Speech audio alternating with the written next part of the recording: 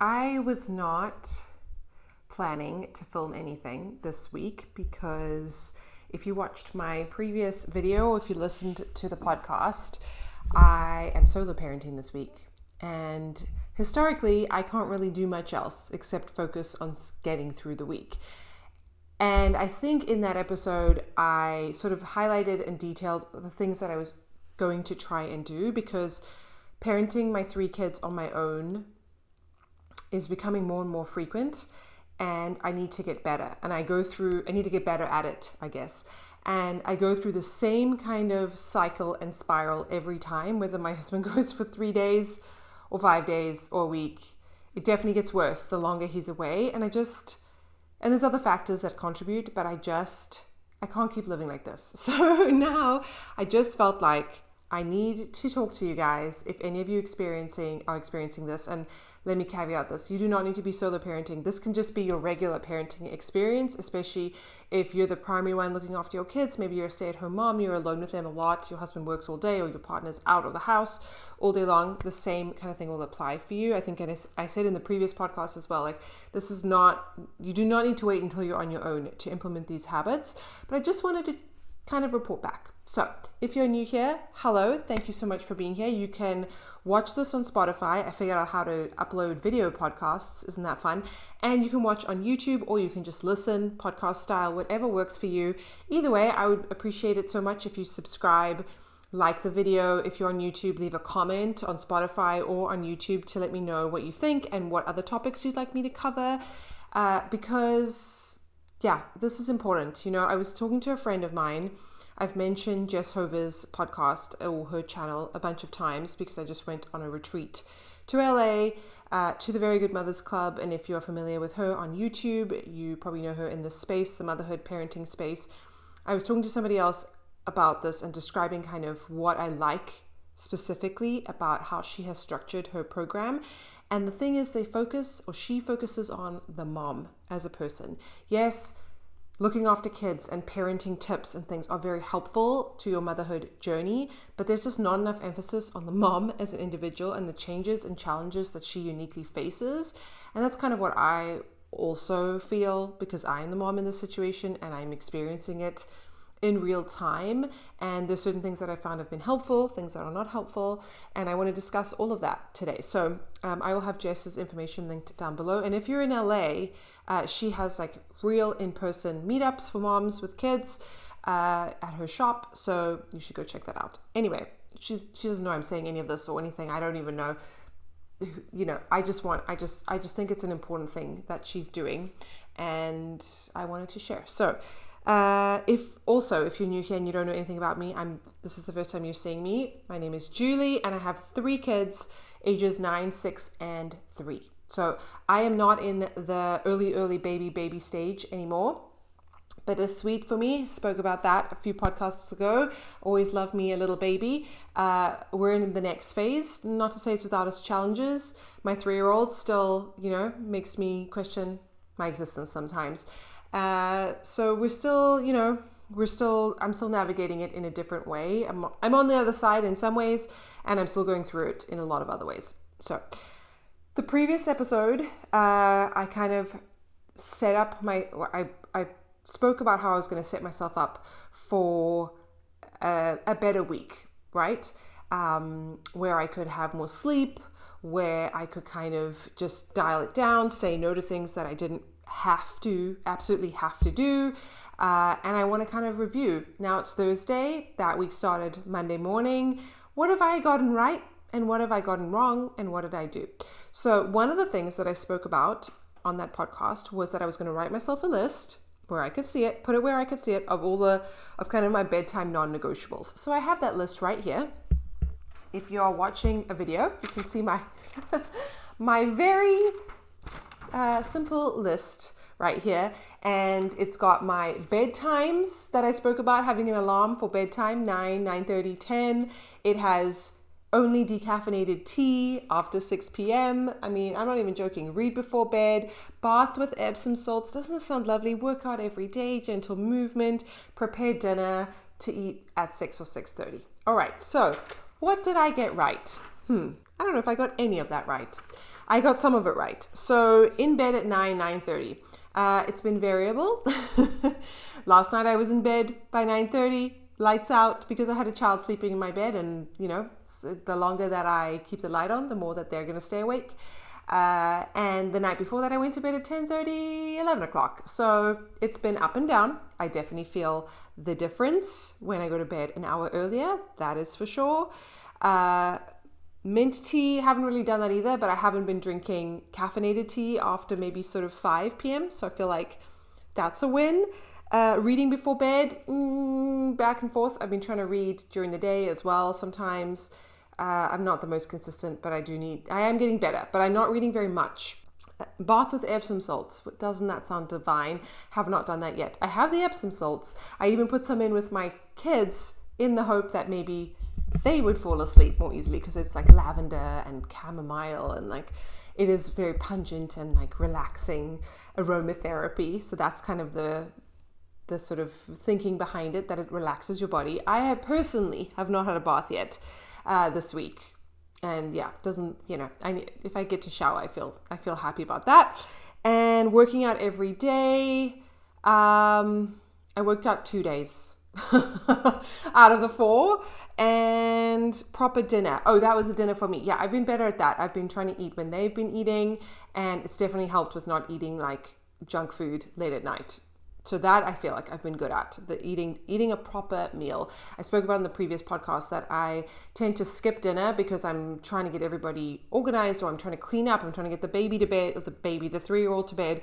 I'm maybe like hanging out laundry, or I don't know, I'm doing last minute things. It's like a last minute rush of energy because I just want to get them to bed. And then I don't take the time to sit down and eat a proper meal. And then I get really hungry and like hangry at like 9 p.m. And then I'm just reaching for things that are not good for me and are going to keep me up, like sugar and caffeine. Disaster. Terrible idea. So, okay, I probably give myself like a B+. It's been we've done some things well and some things not so well. Some of the things that I wanted to talk about is that I have realized I have not been great about setting alarms properly in the morning, and somehow I've just been like not realizing that my alarm would reset itself, which seems silly. Like, when you have those old school alarm clocks, if you set an alarm on that time, even a digital one, it will do the same alarm every single day unless you switch it off the night before. And on an iPhone, for whatever reason, my alarms are set to go off once. So I had set an alarm for 6:20 in the morning this morning, and it went off yesterday, and I didn't realize I had to set it again. And like, this is fundamental. This is just primary 101. Set an alarm and check that it's going to work. I just took for granted that it would work. And I got woken up a few times last night, once by the dog, once by a child, like 1 a.m., 5 a.m. I was tired.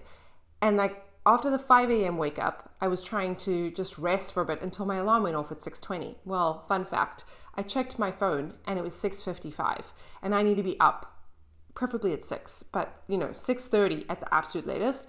So it was a struggle to get everybody out the door. I'm basically still in my pajamas. I got dressed in the dark, so I'm wearing hot pink shorts and a Taylor Swift t-shirt that I wear to bed sometimes.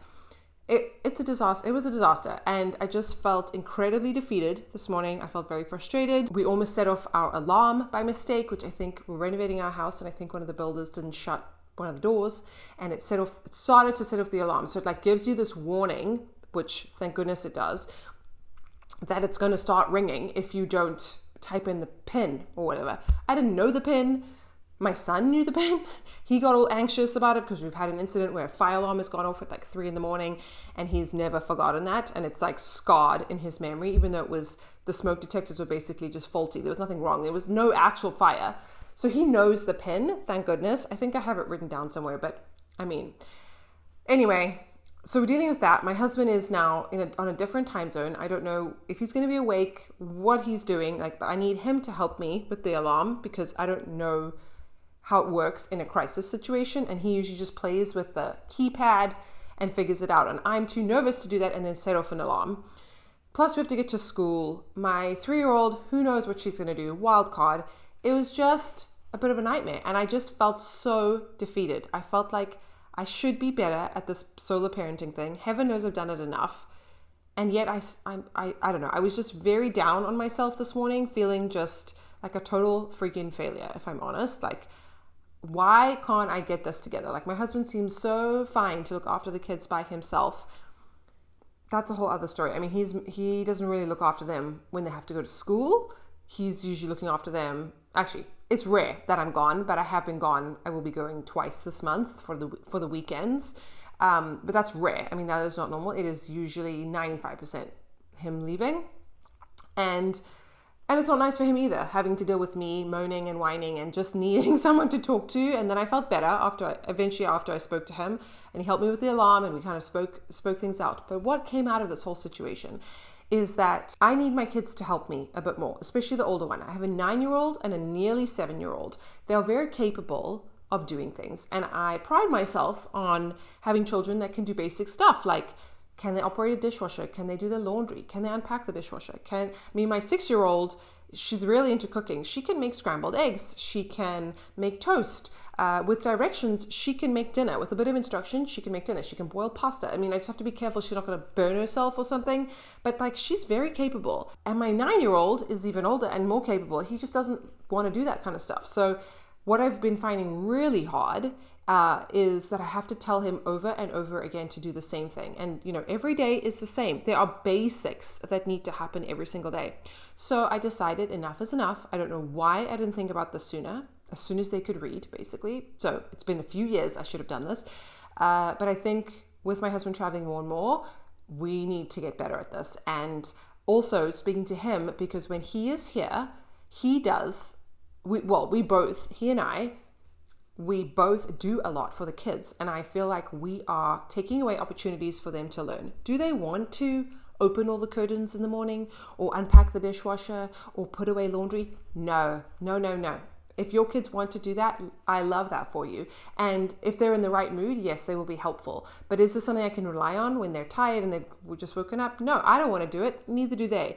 And what really frustrates me is that I have to tell them to do the same thing over and over again every single day. I have to remind them to do the same stuff needs to happen every morning, and I'm perpetually telling them what to do, giving them instructions, and it makes me frustrated, it makes me irritable, it makes me angry, it just makes me hate solo parenting even more. So I came up with a plan. I haven't implemented this plan yet, but I'm conservatively optimistic about it. So here's my plan. I basically took 5 minutes this morning and I wrote down, if you're looking on video, Theo and Lily and Neve, quote unquote, in brackets, because she's 3, their responsibilities. Now, ironically, Neve was the one this morning who unpacked the dishwasher for me, 1 fork at a time. So did it take her a long time? Yes. But did it keep her occupied so I could do other things? Yes and yes. So she is capable even of unpacking the dishwasher, especially taking out the cutlery and just like, we're fortunate that we have a lot of drawers that are kind of low level. She knows where things are. She might need a little help. Like, she needed help opening up like a corner cabinet. Like, she didn't really know how to do that. That's all fine. She's trying and she's helping. And, I do think kids are inherently helpful if we get them at the right moment. But, it's early in the morning. They don't really feel like going to school. Everyone wants to go back to bed. It's not the right time. So we have a list now. And I also realized, if you watch any video on morning routines, that the morning routine starts the night before. And so I wrote 3 sections, and you're welcome to do this for yourself if you find it helpful for kids that can read. I've stuck it on the fridge. I took it down now to show you. But I did 3 sections. So basically, what do we do when we come home from school? Because that's something where I'm also finding myself nagging a lot, even though we do the same thing. And I sort of trained them now, like they're kind of used to it, but they could still improve. What do we do when we come home from school? What do we do the night before if we have school the next day? And what do we do in the morning? And I basically went through like things like, we come home from school, we take our backpack out of the car, we take off our shoes as we get into the house and we put them away. They have little cubbies, they put them away. We take out our lunch boxes and we go and wash them and empty whatever food we didn't eat into the compost. Just basics. I mean, it is like obvious, but they don't always want to do that. They come home, they're rushing. They might have some new book that they want to show me or homework that they got. Like my 6-year-old is just starting to get some homework. So she's really excited. And all she wants to do is do the homework. And I love that for you, girl. And you need to take off your shoes. You need to take off your clothes. We need to wash them. You need to change. You need to empty your water bottle or bring it out from the car, because then if they leave it in there, then it sits there overnight. And then they need it in the morning and it's been sitting there, and I feel like it should air out so it doesn't grow mold. You get my gist. So I've written out a whole list of things for them to do. I can read some of them out. It's so basic. Remove shoes and put in cubbies. Unpack backpacks. Unpack lunchbox. Wash out your lunchbox. Place empty backpacks on the counter chairs. That's where they need to be for the next day. Basics. Because they are old enough. A 9-year-old and a 7-year-old are very capable of doing these things. Even my 3-year-old can do certain things. Like some of the things are harder for her to do. Like she can't reach into the cubby. It's too deep. She needs help for us to get her shoes. That's fine. Like I'm happy to help her. But, she can do age appropriate things too. And I think I was saying to my husband as well, I want us to enable them to be capable children. And I think we're robbing them by doing everything for them. So even when he comes back and we have all hands on deck, yes, he can help make lunch and do things that they don't necessarily do because we like bake things in the oven or whatever the case may be. I don't expect them to do the laundry for the whole house or anything like that. But I also want to train them. Like one of the basic things that my son is now responsible for is he does the water bottles in the morning for all of them. He opens the blinds and the curtains in like the main living area. It's literally just pushing them up. It's not hard, but it saves me from having to do it. And it like wakes up our house. And he packs the backpacks and puts them in the car. But they need to be like the lunch needs to be done. Everything needs to be ready before he can put them in the car. But I have to tell him to do this every single day. And it's the same thing every day. So no, that's not happening. And then the night before, I'm going to get them to lay out their uniforms, to lay out their lunch boxes, like ready to be packed, to have their water bottles ready to go, that they can be filled up the next morning. And what else did I put there? And then to put all the shades down, like the kitchen shades, the lounge, whatever. And then in the morning, what I've also been finding is that both of them this morning, as an example, were reading their books at like 7:15. We need to leave home at 7:30 and they're in pajamas. They have not changed. They have not brushed their teeth. Nothing. They have had no breakfast, no sunscreen, zip, nothing. And I was just getting like, I'm just like shocked. I just don't even know what to say because I'm not the one who's going to be late for school. It's them. And school is fairly strict about them being there by a certain time. Also, the traffic is variable. So it could take us 15 minutes to get to school, could take us 25 minutes to get to school. We need to have flexibility. And also, never mind, we have to have the 3-year-old flexibility. Like if she has a complete tantrum or won't get dressed or, won't get in the car, I have to budget in time for that. And I don't feel like I need to be babysitting the 7 and 9-year-old. I just can't do that anymore.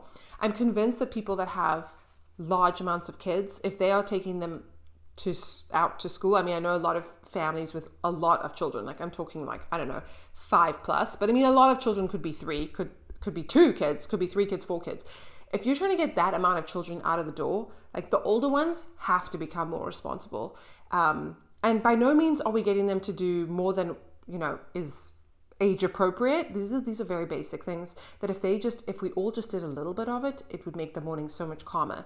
So that's what we're going to do. In the morning, I've got like opening the curtains. I keep on going on about this, getting dressed into your uniform or whatever day of the, school thing they have. Sometimes they wear free dress, filling up their water bottles, packing their snacks. Because not only do they need lunch, they also need like 2 snacks, unpacking the dishwasher. I think that's a great task for children to do. Like it's super helpful. They can go slowly. And I think it's important. They learn where things go in the house, having their breakfast, making their beds, placing any toys or books that they have left strewn around, like just putting things away. These are all things that I do for them on a daily basis, which is fine, but I'm not doing them any favors by doing everything for them. Like they're eventually going to go out into this world and they need to be able to look after themselves, and I'm doing them a disservice if I don't create habits young. So that's what we're trying out. And I just wanted to share this in case anybody else is struggling out there. Like you can ask for help, you can delegate. And in fact, I know probably a lot of you might have very young kids and you're like, well, they can't read and they're not going to be able to do this. But if you start young and especially if you only have one child and they're little, you do it with them, and it's going to take a long time. But they're going to want to be with you anyway, and they're going to be following you around like, like Velcro as it is. And if they're now at school age, they're definitely able to do a few things like help packing their backpack and choosing their snack, and maybe they're starting to put on their clothes with some independence and their shoes and everything. Anything from sort of 4 or 5 years old, they can do a lot. So I encourage you to just have the patience and invest the time now to building those good habits, because you will reap those benefits for the rest of their lives and the rest of the time that they live in your house. I was saying to my husband as well, it's kind of like exposing them to certain vegetables. I've noticed that my older children, my third one, let's not even talk about it, but my older children eat avocado with a meal basically every day without grumbling about it. Like if I put a bowl of avocado plain in front of them, they will eat it, because we have trained them, and sort of it's just the way it is that they eat avocado with a meal, and at least I know that they're eating something green, right? Now I haven't trained them in the same way with like tomatoes, because I don't really like tomatoes, or with spinach. So like getting them to eat tomatoes or spinach, that's a struggle, because it's not something I've invested a lot of time into, for better or worse. I absolutely should have, but like we chose avocado, we stuck with avocado. We could only manage one vegetable/fruit, and it's, they eat it without any kind of resistance. And it's the same kind of thing. Like slowly my son is like, if I say to him, okay, what are the things that you need to do to help us get out the door? He'll be like, I'm going to open the curtains.